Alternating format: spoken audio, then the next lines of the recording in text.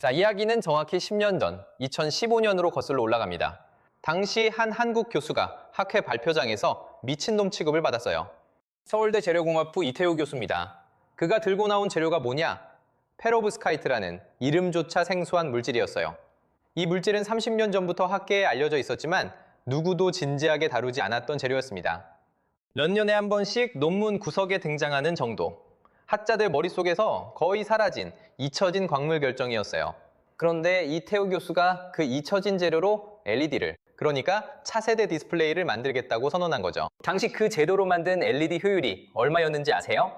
0.1%였습니다.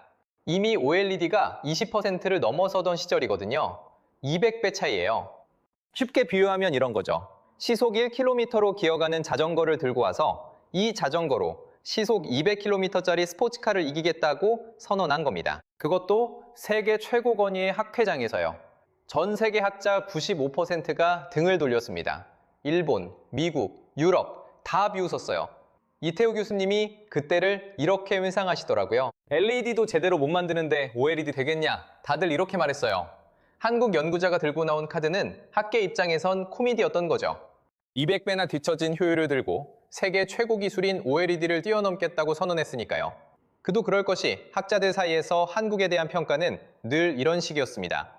한국은 양산은 잘하지만 원천 기술은 없다. 일본 부품, 미국 특허, 유럽 소재를 받아다가 조립이나 잘하는 나라.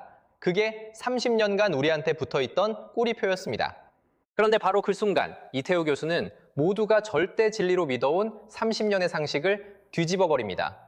디스플레이 재료 물리학의 기본 룰이 있어요. 절정의 경계, 그러니까 알갱이와 알갱이가 만나는 벽을 작게 만들어야 한다. 벽이 작아야 결함이 줄어들고 결함이 줄어야 빛이 잘 난다. 30년간 단 한 명도 의심하지 않았던 절대 룰입니다.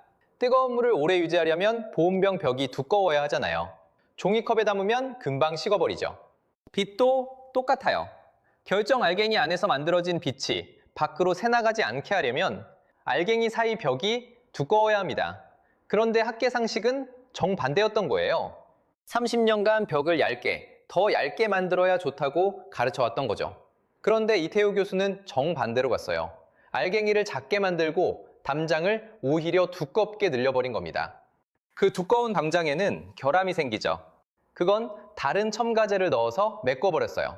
결과적으로 알갱이 안에 갇힌 빛이 새어나가지 않게 가둬버린 거예요. 빛이 새는 구멍을 다 막아버린 셈입니다. 결과가 어땠을까요? 효율 0.1%였던 그 페로브스카이트 LED가 단번에 8.5%까지 점프합니다. 85배 점프예요. 그리고 이 결과를 2015년 사이언스에 발표합니다.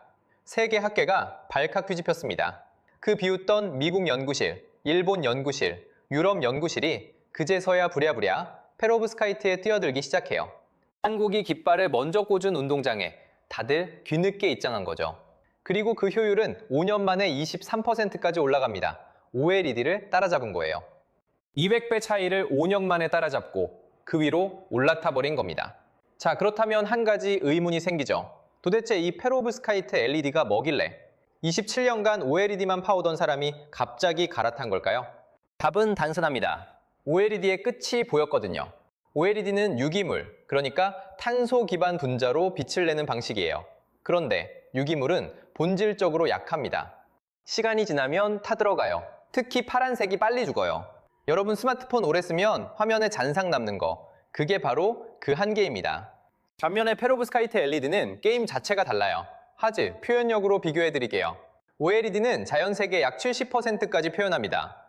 QLED는 75% 정도고요. 그런데 페로브스카이트 LED는 95%에서 100%까지 가능합니다. 사람 눈이 보는 색을 거의 완벽하게 화면에 옮길 수 있다는 얘기죠. 다시 쉽게 비유하면 이래요. 지금까지의 디스플레이가 70색짜리 크레파스로 노을을 그려온 거라면 페로브스카이트 LED는 100색짜리 크레파스를 쥐어준 겁니다. 같은 풍경을 그려도 결과물이 완전히 달라요. 그리고 진짜 결정적인 게 하나 더 있습니다. 스마트 글라스라는 시장이에요. 애플과 메타가 지금 회사 전체의 미래를 걸고 있는 분야잖아요.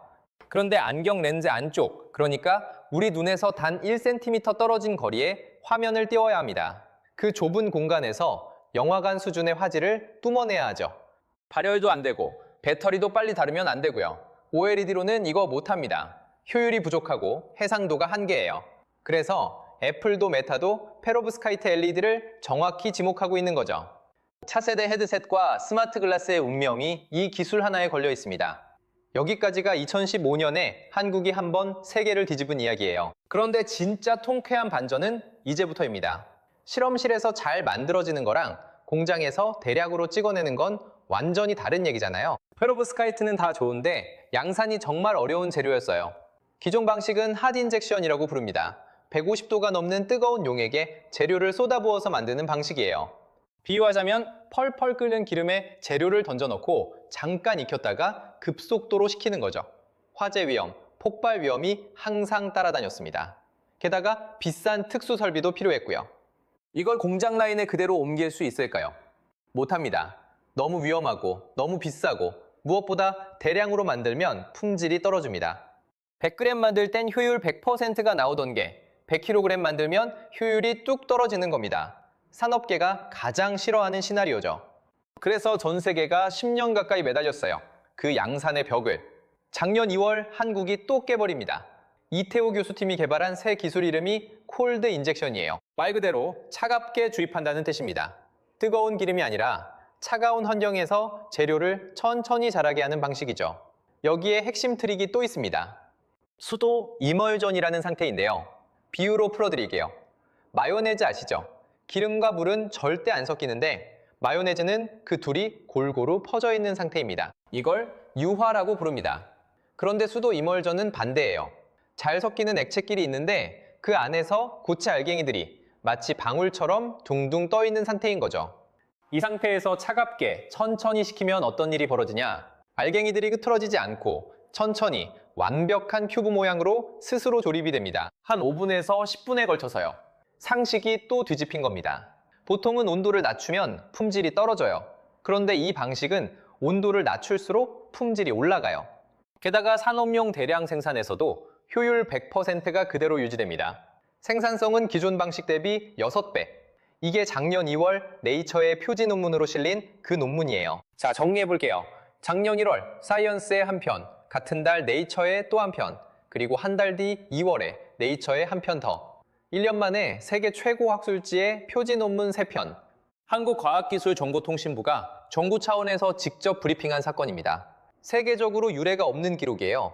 10년 전 그 학회장에서 비웃던 미국 연구자들, 일본 연구자들이 지금 어떤 표정일지 상상이 가시나요?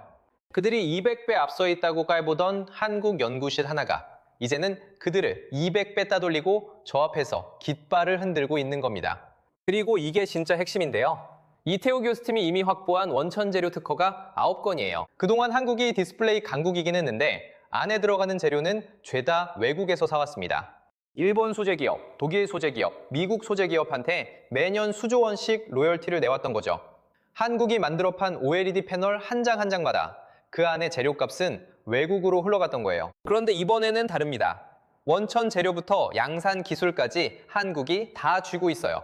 그러니까 글로벌 빅테크가 페로브스카이트 LED를 쓰려면 거꾸로 한국에 로열티를 내야 하는 구조가 되는 겁니다. 30년간 의리였던 한국이 갑의 자리에 처음으로 올라서는 순간이죠. 지금 애플이, 메타가 왜 서울대 연구실 문 앞에 줄을 서고 있는지 이제 이해가 가시잖아요. 삼성 디스플레이도 LG 디스플레이도 아닙니다. 패널 만드는 회사가 아니라 최종 제품을 만드는 거대 기업들이 직접 찾아오고 있는 거예요. 자, 그런데 여기서 우리가 절대 방심하면 안 되는 진실이 하나 있어요. 이태호 교수님이 직접 인터뷰에서 하신 말씀입니다. 지금 페로브스카이트 LED 연구는 사실 중국이 더 많이 하고 있어요. 한국 연구실 한 곳에 중국은 10배 규모의 연구실 여러 곳으로 맞붙고 있는 겁니다. 중국에는 996이라는 말이 있습니다. 오전 9시부터 밤 9시까지 주 6일 일한다는 뜻이에요. 더 심한 997도 있죠. 주 7일, 거의 잠도 안 잡니다. 그 미친 노동 강도에 우리 연구실 10배가 넘는 자본을 정부가 통째로 쏟아붓고 있어요. 작년 글로벌 OLED 시장 점유율을 보면 한국이 67%, 중국이 33%입니다. 10년 전 중국은 0%대였잖아요. 추격 속도가 무섭죠. 2027년에는 디스플레이 설비 투자 비중이 중국 83%, 한국 13%까지 벌어질 전망이에요. 6배 차이입니다. 물량으로 싸우면 한국은 무조건 집니다. 한국이 가진 유일한 무기는 원천 기술이에요. 남이 못 만드는 걸 한국만 만들 수 있는 구조를 만드는 것. 그래야 중국이 100개의 공장을 지어도 그 공장이 한국 특허에 로열티를 내야만 돌아가는 구조가 되는 겁니다. 이태호 교수가 작년 1년 사이에 만든 표지 논문 3편과 특허 9건이 정확히 그 구조를 만든 거예요. 중국 자본의 물량 공세를 무력화시킬 한방. 그게 지금 우리가 손에 쥔 카드입니다. 그런데 진짜 두려운 건 사실 중국이 아닙니다. 우리 자신이에요. 언제부터인가 한국 사회에 이상한 분위기가 깔렸어요. 적당히 해. 가만히 있으면 중간은 간다. 괜히 나서지 마. 이런 패배주의가 도시 전체를 뒤덮은 느낌이 들잖아요. 그런데 한국이 일본을 초월하고 디스플레이 강국이 된 그 시절, 우리에게 있던 단 하나의 무기가 뭐였나요? 간절함이었어요. 이걸 꼭 해내야 한다는 간절함. 이태호 교수님이 인터뷰에서 이런 말씀을 하시더라고요. 모두가 안 된다고 할 때 그 부정적인 시작이 오히려 용기를 준다고. 부정적인 시선이 많다는 건 아직 시초라는 뜻이거든요. 모두가 옳다고 동의하는 기술에는 더 이상 한국이 들어갈 자리가 없는 거죠. 미국 해군 제도기자, 컴퓨터 과학의 선구자 그레이스 호퍼가 이런 말을 남겼습니다. 인류에게 가장 위험한 문장은 단 하나다. 우리는 항상 이런 방식으로 해왔다. 변하지 않으면 죽는다는 뜻이죠. 페로브스카이트 LED는 단순한 신기술이 아닙니다. 디스플레이라는 한국 경제의 마지막 보루를 중국 자본의 쓰나미 속에서 지켜낼 수 있는지를 결정짓는 한 장의 카드예요. 이걸 끝까지 밀고 가서 상용화까지 완성하느냐, 아니면 또다시 일본처럼 원천 기술을 쥐고도 시장을